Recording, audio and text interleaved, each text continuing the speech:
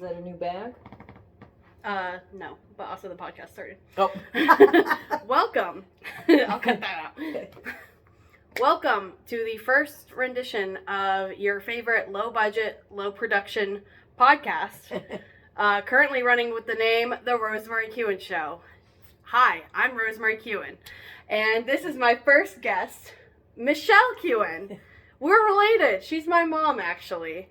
And we've got a little bit of a mother's episode going on. We're going to start... I forgot. First, I told you the rundown, and now I'm already going off course. So what are you wearing today? Oh, so today I am wearing this dress that I got several years ago. I don't remember if I got it from Hot Topic or if it was an online gothy store, but it's by Hell Bunny. Mm-hmm. And, of course, I love the night.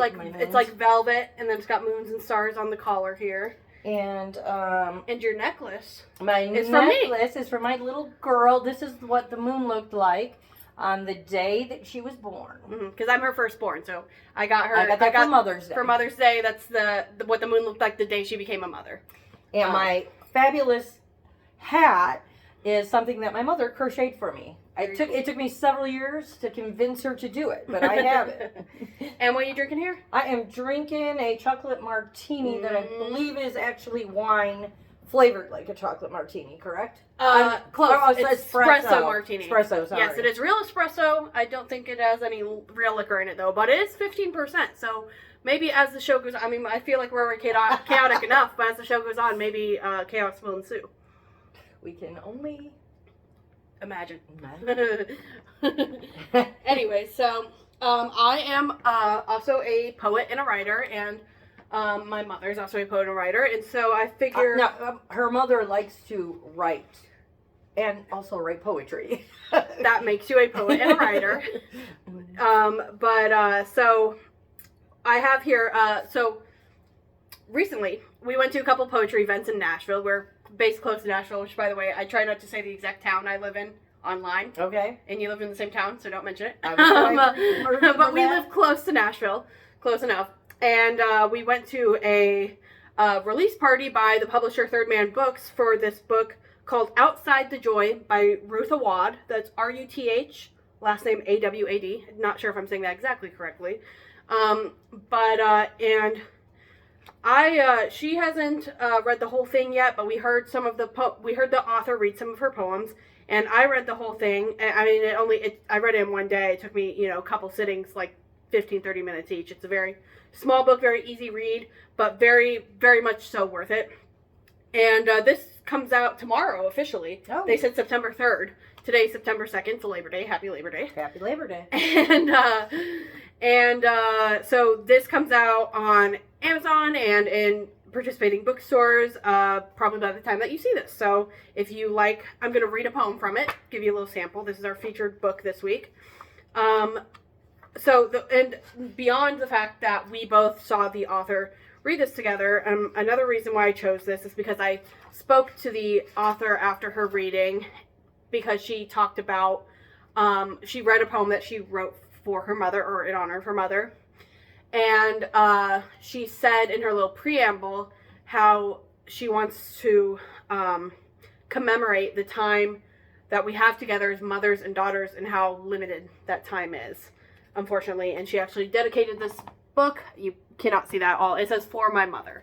And so this isn't the one she read, but this is one that I really liked. I read this to you already, and I cried when I read this, but I am hoping not to cry this time.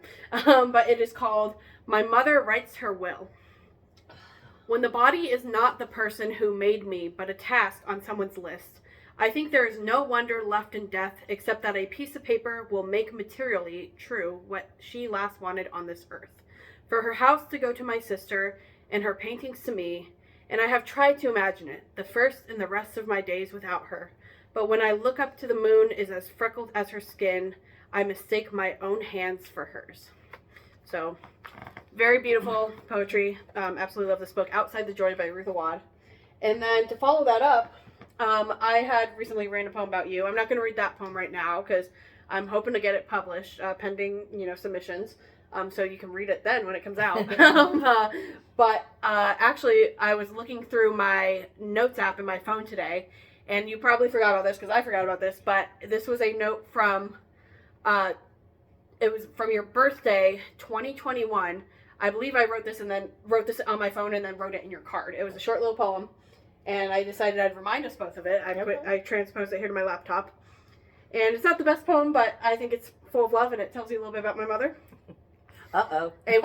No. A woman full of love, that's the kind of woman I want to be. A woman who gives it her all, that's the kind of woman I strive to be. A woman who puts not just her family first, but also thinks about everyone in the world. That's the kind of woman you are. A woman so caring, a woman so strong, a woman like my mother. That's the kind of woman I want to be. Yes, I do remember it. All right. And it's bringing tears to my eyes. I don't deserve that much credit. No, my mother's a wonderful I am person. sensitive to the needs of the world, and it is difficult. And we're going to talk a little bit about this. So I have a few interview questions prepared for you. And we can, talk more or talk less depending on time. Okay. And, we'll kind of use these to, we can bounce off to other topics based on these. And, these are kind of starters for conversations. So, my first question, not that deep, pretty easy. We're easing into it. As does anyone that knows me from the internet, that for many years a passion of mine has been experimenting with fashion. You are the most fashionable mom I know. Aw, thanks. But you didn't wake up like that. I know you also experimented with many different styles in your youth. Tell us about your history with clothes and fashions, what that journey has looked like for you, and what expressing yourself means to you. Okay. Well, that's basically, I think, I think some of what I did was okay, I'm already getting into this because, so I was raised in a religious household. Well, one of my parents. Don't worry, we'll get into that later. And that is on the list of questions. Well, it's related to this though. Go ahead. The thing is, I felt like, I had a lot of angst for being forced in something that just didn't make sense to me. I went to church and all that stuff. I just didn't have the same deep meaning that it does for other people, and it's okay that other people have that, but you can't force somebody to believe something they don't believe. So the way I dressed was a lot of expressing that this is not what I stand for. Mm-hmm. And I'm not saying, I didn't wear satanic stuff, so to say. I never put on but outfits that the church wouldn't necessarily approve of. Yeah. Or to set yourself apart from the people I did. There was times we were supposed to, wear it wasn't that women couldn't wear pants to church, but it was frowned upon because it made their butts look too good. Mm-hmm. Okay, and then that distracted men, and that was crazy to me. So, myself, I knew my mom would freak out if I put on a pair of pants and went to church.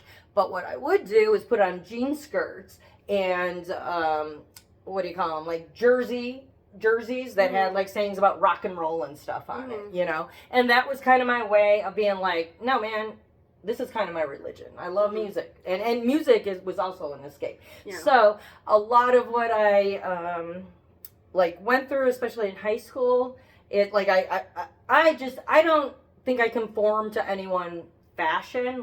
There are certain times when I'll really like something and wear more of that. That becomes more of my persona. Mm-hmm. But throughout time, you don't subscribe to a particular aesthetic. No, I don't. When I was in school, I wore I listened to punk music, so I would put fucking safety pins in my ears, and I'd wear British T-shirts and stuff like that to express that, or back then, the spiky things and stuff, and that embraced both my punk and my metal side, right? Mm-hmm. But then I also really loved Stevie Nicks. Mm-hmm. She was like a goddess and fashion icon. Oh, and Janis Joplin. Mm-hmm. So I also had this hippie, I still do, I think, hippie witchy vibe, and I love bell sleeves and things that flow and make me feel one with the night. Yeah. So, I don't know. I mean, and I will say this really sucks, but for a long time, once I got pregnant, I gained a lot of weight,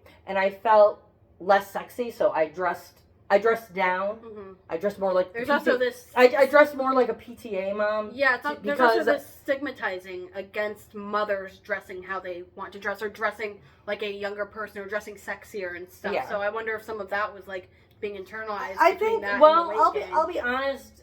I don't know how much of that Applied to did you, because I use my clothes to be a rebel. Mm-hmm. So I could tell society, "Fuck you! I don't have to dress that way just because I had a baby or whatever." So it's what was going on internal to you. That internal because of society making women feel like they're less or less sexy because they're bigger. Mm-hmm. And I mean, what's more sexy than fucking giving birth? Yeah.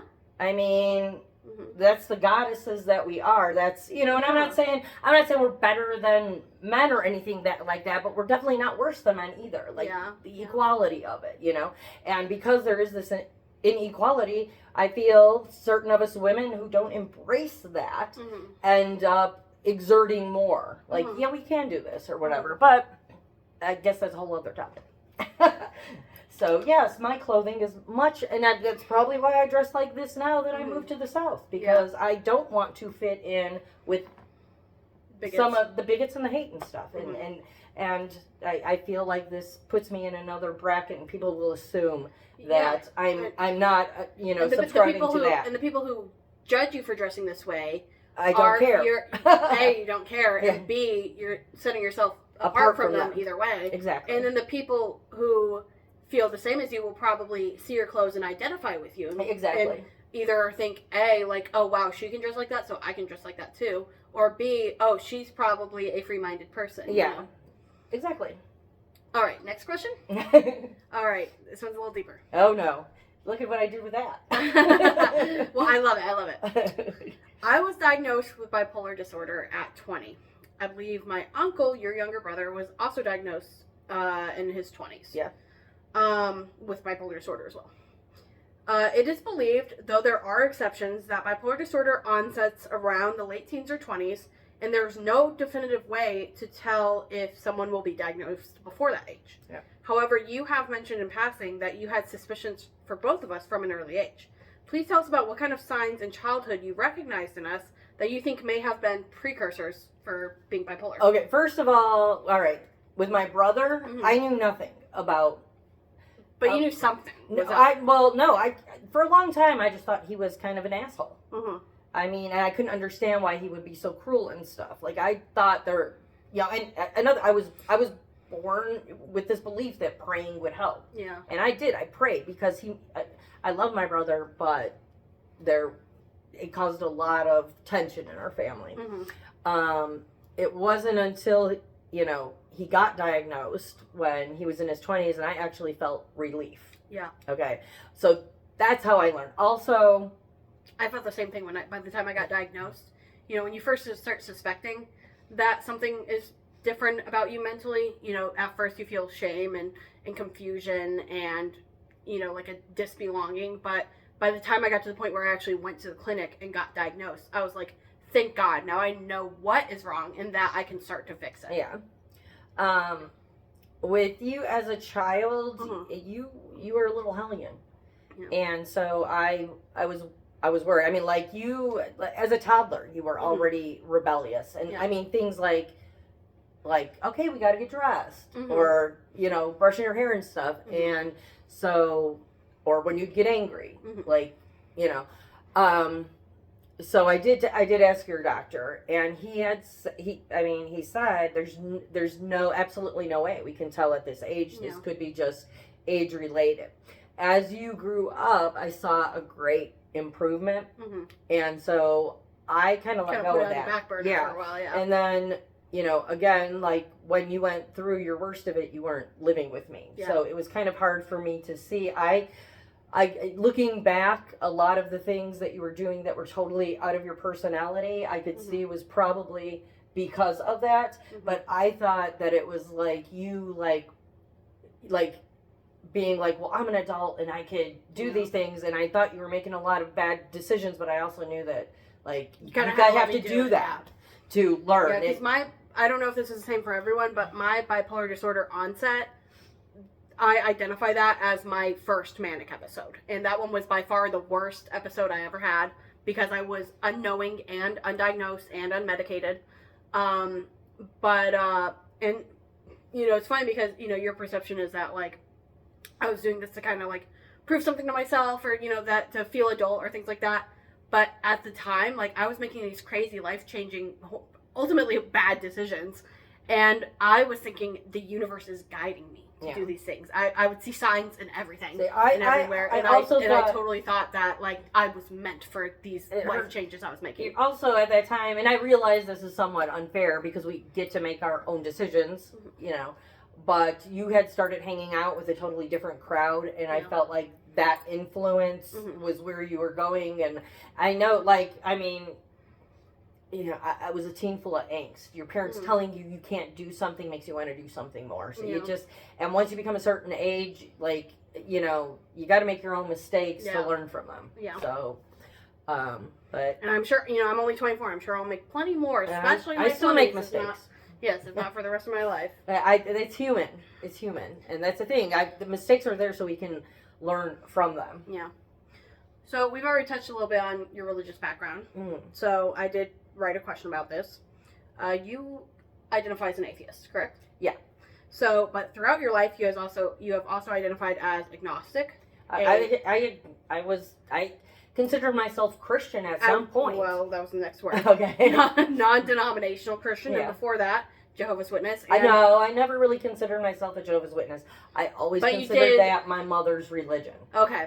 But you did, like, participate in it in the ways that I was forced into it. And then in your very early youth, as a small child, your family was Catholic as well, right? Non-practicing. Okay. Non-practicing. I mean, I'm sure my mom went to church and stuff, but I was a baby, so I don't know. So please tell us a bit about this journey from what some may consider to be the strictest of denominations, being Jehovah's Witness and Catholicism, so now being an outspoken atheist. Well, and she is an outspoken atheist. Oh, and that was coming to a place that was trying to force religion on me. Yeah. I was not this outspoken. I mean, you know, so where I used to live was, Illinois. I lived in Illinois. That's where I grew up. And there was religion, but it wasn't forced. Nobody, like, you could be friends with people of other denominations, and not that they existed so much when I was a kid. Yeah. Like, I mean, they existed, but I'm saying in your circle. They weren't. Yeah, it wasn't. So there wasn't as much diversity. Yeah. Okay. So, but I mean, nobody really cared, except for the fact that when a lot of Christians, when they would find out that my mother was Jehovah's Witness, they would literally tell their kids they couldn't hang out with me. I lost friends because of my mother's religion. So I grew up thinking that my mother belonged to some really batshit crazy religion. And yes, she did, but I realized that they're all this. There's very few differences between them. Between denominations within Christianity. The part that was different, that makes sense to me as an adult, is they did not celebrate holidays and birthdays because Christians didn't do that in the Bible. Like, that was a pagan thing. Those were the people who didn't believe in a sky god, you know, or they believed in many gods, or whatever. Or a singular creator, or whatever. They didn't believe what was taught in the Bible. So yeah, like, but people don't know. Like, they're indoctrinated into a religion through their family. That just happens through generations and generations, and they never stop to think about, well, why do we do this or whatever. And so, yeah, Jesus' birthday is celebrated on Christmas, obviously. Yeah. In December. Most historians say Jesus was not born in the winter. Most likely he was born in the fall. Yeah. And he didn't celebrate his birthday before he died. Yeah. This is just a way to indoctrinate people into celebrating, because everybody is celebrating the holidays. And, you know, so that whole, you know, like, just celebrate whatever you want. Okay? I still celebrate Christmas. I don't lift it up to Jesus. Yes. Secularly. Okay, but I'm getting off track because religion goes off in so many branches for me. So, as a child, I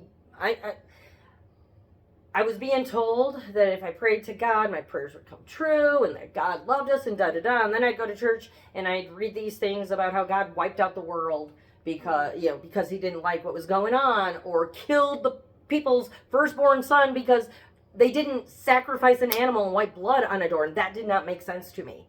Like, why are you punishing that child because of an adult's decision, regardless if this God existed or not? Mm-hmm. That just seemed really, really fucking cruel to me. Mm-hmm. And it is because parents, like, you will, as a parent, you're more likely to risk your life for something you don't believe in than your child's life. Yeah. And that's kind of what that was about. However, so anyway, I mean, and like I said, as a child, I thought I belonged to some batshit crazy religion, then I realized they all were. As a teen, I kind of searched for a Christian religion that was more open and stuff, and I realized aligned with you. And how you felt. And honestly, they didn't exist. And then I'm like, they're all reading from the same book. What they disagree about is what happens at death. Because, and I mean, if you want to know about what Jehovah's Witnesses think, I could do that, but basically... You can look that up on your own time. Well, look up the right stuff, because people really do get it wrong. And it's still crazy, but why are we arguing about something we don't know? None of us knows what happens at death. So why are we arguing with people who believe something differently? That's just silly to me. That the whole purpose should be to do good for each other here on earth. But the Bible is filled with so much, what's the word I'm looking for? When they, like, hypocrisy or contradictions. That whether your heart is full of love or hate, the Bible will justify it. I read a quote a long time ago. I don't remember who said it, but that whoever really wrote the Bible was a genius, because you get whatever it is you believe. I kind of said you said this. Maybe it was her, but I swear I read it online too. But whoever wrote it, I'm sure I'm not the only one with this thought. Whoever wrote it was a genius, because whatever it is you believe, or you want to believe, or you want to justify, you can find a Bible verse for that. Yeah. Now, that said, I don't have a problem if you are Christian and you use that for your own guidance. Yeah. If you hate people, I have a problem with that, because that's not Christian. That's not Christ. Yeah. Okay? That stuff was in the Bible before Jesus came along. So if you're going to say you're a Christian, then follow the teachings of Christ, which is love one another. Yeah. And it's not about loving the people who are exactly the same about you. It's teaching you to accept diversity. And even if you don't like this person, that doesn't mean that they don't have a right to their own ways. And that if you want to bring people into your religion, you could do it by having a good heart. And then they will be like, oh, well, why are you so good? And you could say, well, I believe in this, and that's why. But when you are using your religion to suppress other people, of course we're getting angry. Yeah. I mean, come on. I'm not burning down your churches. Don't tell me I have to subscribe to what you believe, because even in the Bible it says God gave us free will. Well, don't tell us we have free will, but then you can punish us. That's not free will. That has consequences. Yeah. Free will doesn't really give consequences. And then I'm not saying, like, if you murdered somebody, you should get away with it. That's not the same thing. But being told you have to believe something that doesn't make sense to your brain just doesn't make sense. Yeah, you can never force someone to. I mean, belief is a thing. You can make somebody go along with the ritual. You can't make them believe it. Belief is a thing that comes deep within you that cannot. I mean, maybe it can be changed over a long course of time, whether that be through, something like indoctrination or brainwashing, or a place of understanding and studying, but it's not something that you can change someone's mind on, or change your belief system by leaving them a nasty comment on Facebook. So anyway, so then as I got older, well, none of that. I mean, like I said, all of it seemed way too similar, and they all pretty much tell you don't ask questions. Like, just believe in God. Don't ask it. And one of the things that was presented to me with this was, you can't see the wind, but you know it exists. Well, I can feel the wind. I can see. There's proof for the wind. Yes, I can see. I can feel it on my skin. I can see it in the trees. I can hear it. That I can take as one. And and even and I know when the wind gets angry and causes tornadoes, it's because winds are mixing together in hot and cold air. It's not because, like, the wind is actually mad at us or whatever. But did you know tornadoes are pretty much only happen in the United States? Really? Yeah, it's like it's a Maybe phenomenon based on. What if it's because of the way Christianity's being spread here? I mean, churches do get knocked down. No, that's stupid. Of course not. But it's just as stupid to blame it on people being gay. Yeah. Or unwed I mean, that's a mothers or great whatever. reason right there. I mean, gay people exist all around the world, and yet tornadoes, Yeah, and, exactly. you know, and various other natural disasters are specific to specific places. You know. Yeah, we don't get tsunamis where there's not oceans. Yeah, so that might make me believe in God if we got a tsunami in Tennessee. I don't know. That would well then. Or the devil.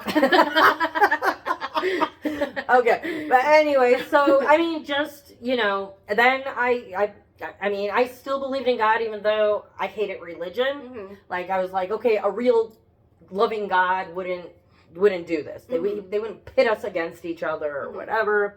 And then, but I have had so many relatives that, I mean, I prayed and prayed and prayed for, and they died from cancer anyway.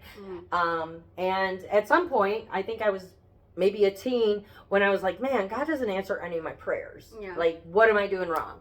So at that point, I was like, and I'm sorry I keep going back and forth here, so much stuff. I didn't prepare for this. I told her.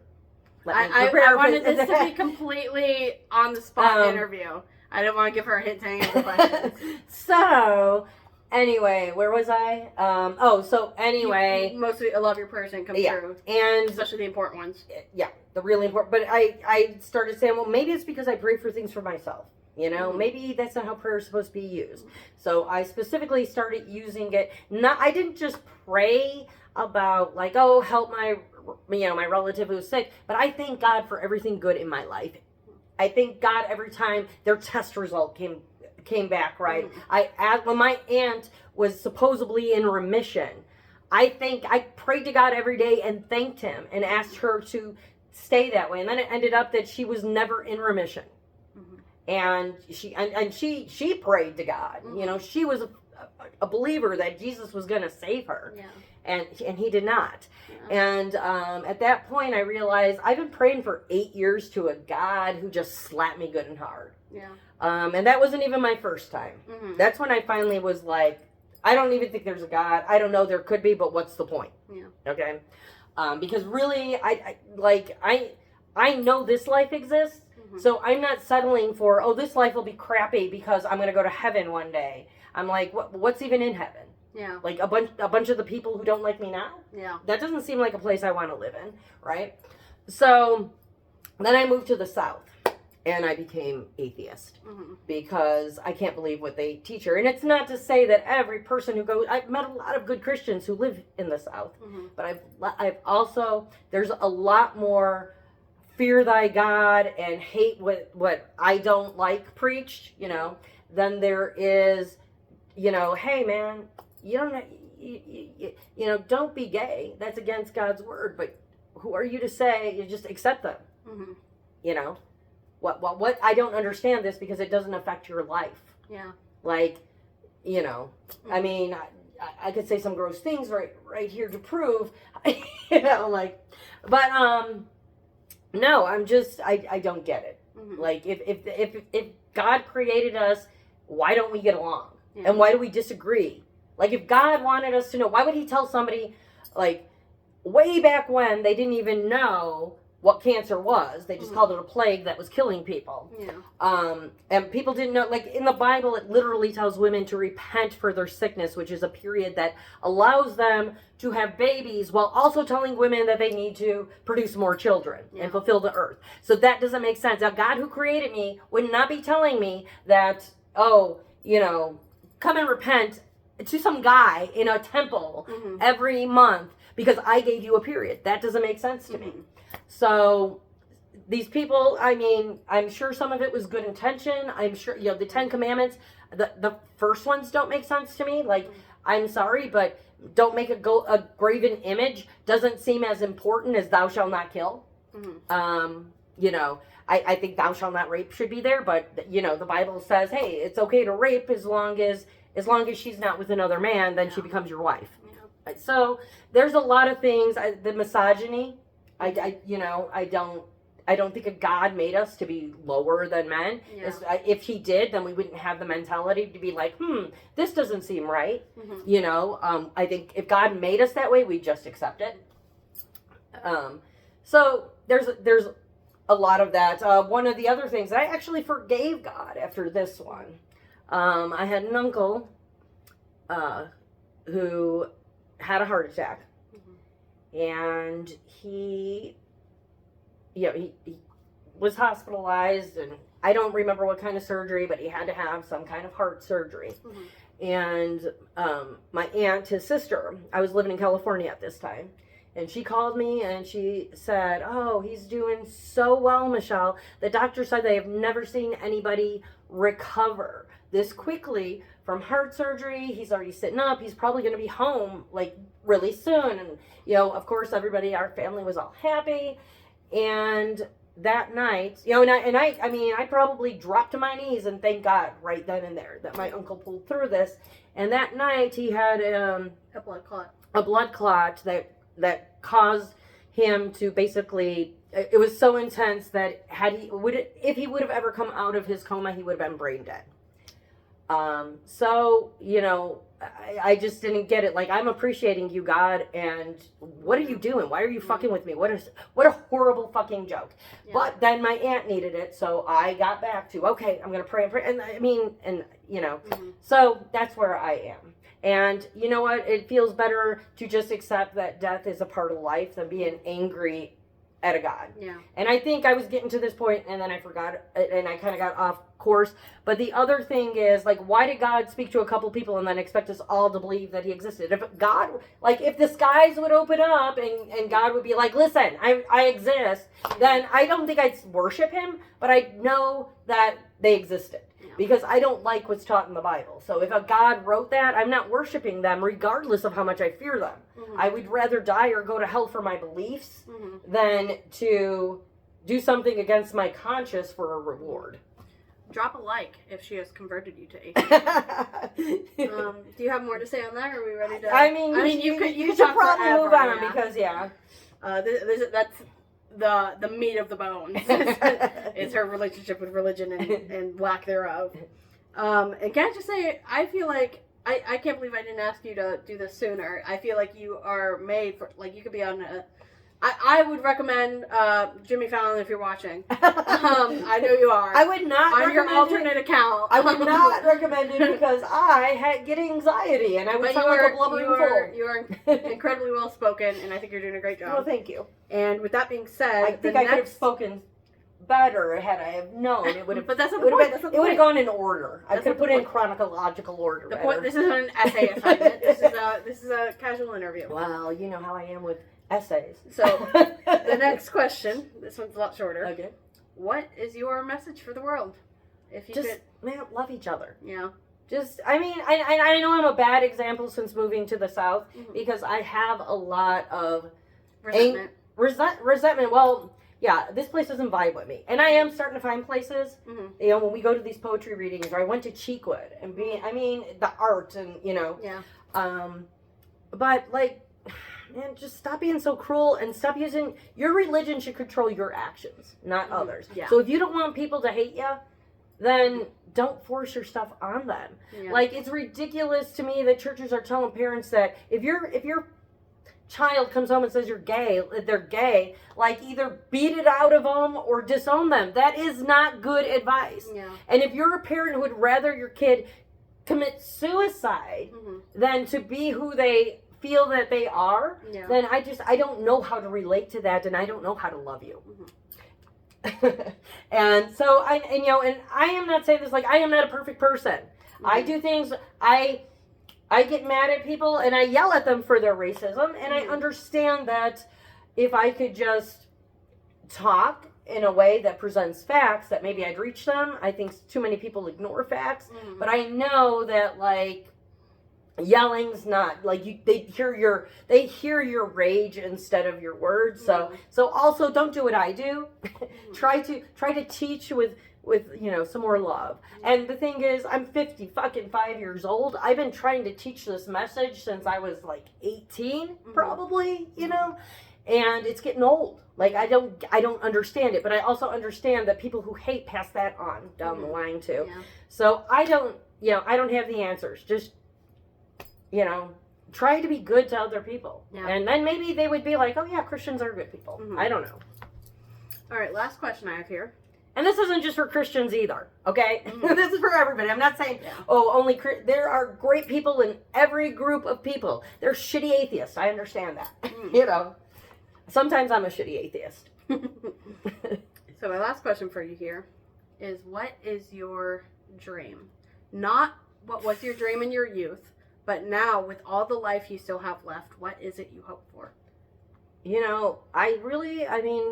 My dream is that this world can somehow get peace.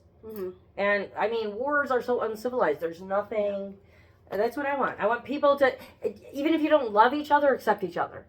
Like, the wars and stuff don't make sense to me. We could very easily end poverty and stuff like that, and there would still be people way wealthier than the poorest among us.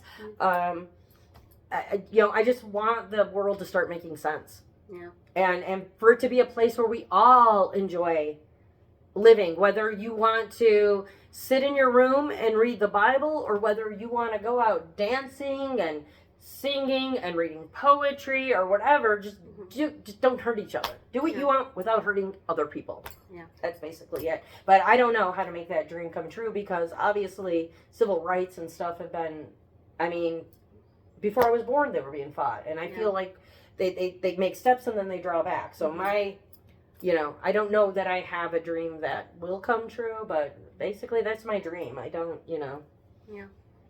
That's kind of my passion. Yeah. Is just, I want a better place in this world for everybody.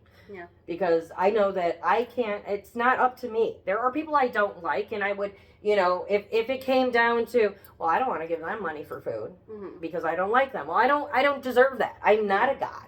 Yeah. And maybe we can all, like, if our taxes did things for everybody, I'd be fine. Yeah. With that, but for everybody. Yeah. That's what I mean, for everybody. Yeah. Well, with that being said, that's all the questions I had prepared. I think we talked about a lot of great stuff today. Please be nice in the comments, and be nice with each other. Engage in thoughtful conversations surrounding. And if you're not gonna be nice, it's not gonna change our minds. It just reinforces them. Yeah. Yeah. So she is a adjusted Facebook arguer. I am a TikToker. We've both dealt with our fair amount of hatred in our comments, so you can't touch us. So don't even try. Please don't leave bad comments. But anyways, thank you for tuning in to the first episode of the Rosemarie Kuenn Show. I'm Rosemarie Kuenn. This was my first guest, Michelle Kuenn. Thank you for coming on. Thanks for inviting me. Absolutely. We'll see you guys some other time.